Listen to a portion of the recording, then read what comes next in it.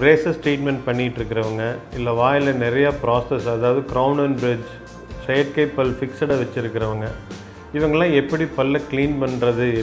2 பல்லுக்கு இடையில் in case comes கீழே போயிருச்சு, அந்த பட்சத்தில் என்ன ஆகணும்னா இந்த இடத்துல சாப்பாடு மேலே சிக்காமல் கீழே எகிருக்கு கீழே சிக்க ஆரம்பிக்கும். அந்த மாதிரி இருக்கும்போது இது இந்த மாதிரி உள்ளே விட்டு க்ளீன் பண்ணிக்கலாம்.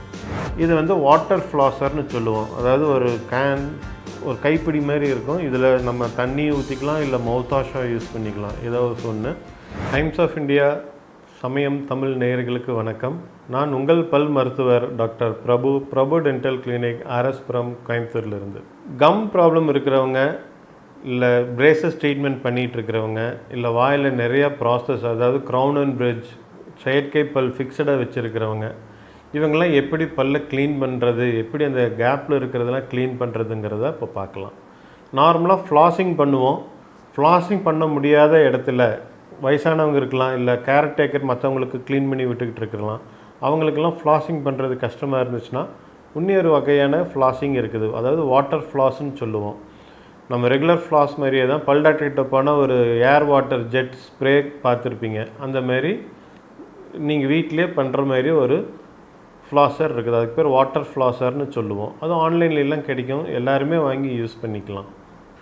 பல் இடுக்குகளில் இருக்கிற ஃபுட் பார்ட்டிகல்ஸை எப்படி க்ளீன் பண்ணுறதுன்னு பார்க்கலாம்.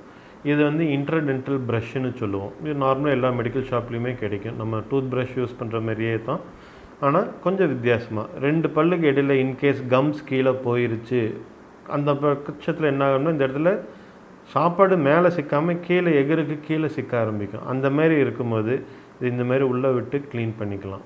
இல்லை இந்த மாதிரி ஸ்ட்ரைட்டாக இருக்கும், இந்த மாதிரி இருந்துச்சுன்னா இந்த மாதிரி உள்ளே விட்டு க்ளீன் பண்ணலாம். இதில் என்ன ஒரு அட்வான்டேஜ்னால், ஃப்ளாஸ் பண்ணும்போது உங்களுக்கு பழக்கம் இல்லை, ஆர்த்ரைட்டிஸ் பேஷண்ட், இல்லை வயசானவங்கள்லாம் அந்த நூல் மாதிரி கையில் சுற்றி 2 பல்லுக்கு இடையில் விட்டு எடுத்துக்கிறது கஷ்டமாக இருக்குதுன்னு நினைக்கிறவங்க இந்த மாதிரி இன்டர்டென்டல் ஃப்ளாஸ் யூஸ் பண்ணலாம். இது நார்மலாக கான்டாக்டுக்கு கீழே, அதாவது 2 பல்லு முட்டிகிட்டு இருக்கிற இடத்துக்கு கீழே இருக்கிறது க்ளீன் பண்ணுறதுக்கு ரொம்ப வசதியாக இருக்கும். ஆனால் இந்த இடத்துல இருக்கிற டைட் கான்டாக்ட் இருக்கிற இடத்துல சிக்கிட்டு இருக்கிற சாப்பாடை ஃப்ளாஸ், நைலான் ஃப்ளாஸில் தான் க்ளீன் பண்ணி ஆகணும். அதேமாரி பிரேசஸ் ட்ரீட்மெண்ட் பண்ணுறவங்க இந்த மாதிரி கம்பி கட்டி இருக்கும்போது ப்ரஷ்லேயே உங்களுக்கு பின்னாடி பக்கம் இருக்கலாம், இல்லைன்னா இந்த மாதிரி இன்டர்டென்டல் ப்ரஷ் தனியாக வாங்கிக்கலாம். இதெல்லாம் கண்ணாடி முன்னாடி நின்று ஒவ்வொரு கேப்லேயும் நம்ம க்ளீன் பண்ணி சாப்பாட்டை எடுத்து விடணும். நார்மலாக மெயின்டைன் பண்ணுறது ஈஸி. இந்த மாதிரி ப்ராக்கெட்ஸ் போட்டிருக்கும் போது இங்கெல்லாம் சாப்பாடு சிக்கும் போது ஒவ்வொரு கேப்பாக நம்ம விட்டு க்ளீன் பண்ணி மெயின்டைன் பண்ணிக்கணும். இல்லைன்னா ஆர்த்தோ ட்ரீட்மெண்ட் முடித்து பல்லெல்லாம் ஒரு அலைன்மெண்ட் வந்ததுக்கப்புறம் எல்லாம் எடுத்துகிட்டு பார்க்கும்போது அந்த இடத்துல சொத்தை வர்றதுக்கான சான்சஸ் அதிகம். இன்கேஸ் நம்மளுக்கு இன்டர்டென்டல் ப்ரஷ் யூஸ் பண்ணுறது கஷ்டமாக இருக்குது, வயசானவங்க, ஆர்த்ரைட்டிஸ் பேஷண்ட், இல்லை கேர்டேக்கர் அவங்களுக்கு பண்ணி விடுறாங்க, இன்டர்டென்டல் ப்ரஷ் யூஸ் பண்ணுறது கஷ்டம் அப்படின்னா ப்ரஷ்ஷிங் பண்ணது பத்தாமல் கேப்லையெல்லாம் இருக்கிற சாப்பாட்டை எப்படி எடுக்கிறதுன்னு இப்போ பார்க்கலாம். இது வந்து வாட்டர் ஃப்ளாஸர்னு சொல்லுவோம். அதாவது ஒரு கைப்பிடி மாதிரி இருக்கும். இதில் நம்ம தண்ணி ஊற்றிக்கலாம், இல்லை மவுத் வாஷாக யூஸ் பண்ணிக்கலாம், ஏதாவது ஒன்று. இல்லை 2 மிக்ஸ் பண்ணி 50-50% கூட நம்ம மிக்ஸ் பண்ணிக்கலாம். இதோட வேலை என்னென்னா, இந்த தண்ணியை இந்த எடுக்கலையில் நல்லா வேகமாக ஃபோர்ஸ்ஃபுல்லாக அடிக்கும்.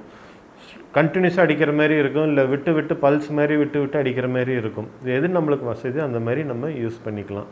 இதில் என்ன ஒரு அட்வான்டேஜ்னால், ப்ளீடிங் இருக்காது. நம்ம ஏதாச்சும் ப்ராசஸஸ் போட்டிருந்தோம், கேப் போட்டிருந்தோம் அப்படின்னா நைலான் த்ரெட் போய் அடியில் போய் சிக்கிக்கிறதுக்கு சான்ஸ் இருக்குது. இதில் அந்த ப்ராப்ளம்லாம் இருக்காது. ஈஸியாக மெயின்டைன் பண்ணிக்கலாம். மற்றவங்களுக்கு யூஸ் பண்ணி விடுறதும் ஈஸி. பாருங்கள்.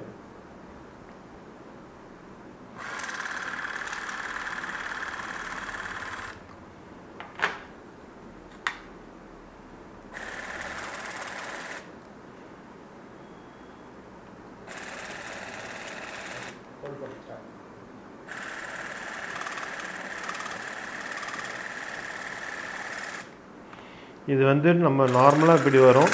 நம்ம வேணால் ஃபோர்ஸ் ஸ்பீடாக வைக்கணும்னா வச்சுக்கலாம், ஸ்லோ பண்ணிக்கலாம், கண்டினியூஸாக வர மாதிரி வச்சுக்கலாம், இல்லை விட்டு வர மாதிரி வச்சுக்கலாம். நம்ம எப்படி வேணாலும் பல்லை மெயின்டைன் பண்ணிக்கலாங்கிறது ஒன்று இருக்குது. ஆனால் இப்படி தான் கரெக்டான முறையில் பல்லை மெயின்டைன் பண்ணுறதுங்கிறதும் இருக்குது. ஸோ டெய்லி 2 தடவை ப்ரஷ் பண்ணணும். ப்ரஷ் பண்ணுறதுக்கு முன்னாடி ஃப்ளாஸ் பண்ணிவிட்டு இடையில இருக்கிற சாப்பாடெல்லாம் கொஞ்சம் லூஸ் ஆகினதுக்கப்புறம் ப்ரஷ் பண்ணோம்னா ப்ரஷிங் யூஸ்ஃபுல்லாக இருக்கும். அதுக்கப்புறம் ஒரு மவுத் வாஷ் யூஸ் பண்ணிக்கிட்டோம் அப்படின்னா உங்களோட ஓரல் ஹெல்த் கேர் கம்ப்ளீட் ஆயிடுச்சுன்னு அர்த்தம்.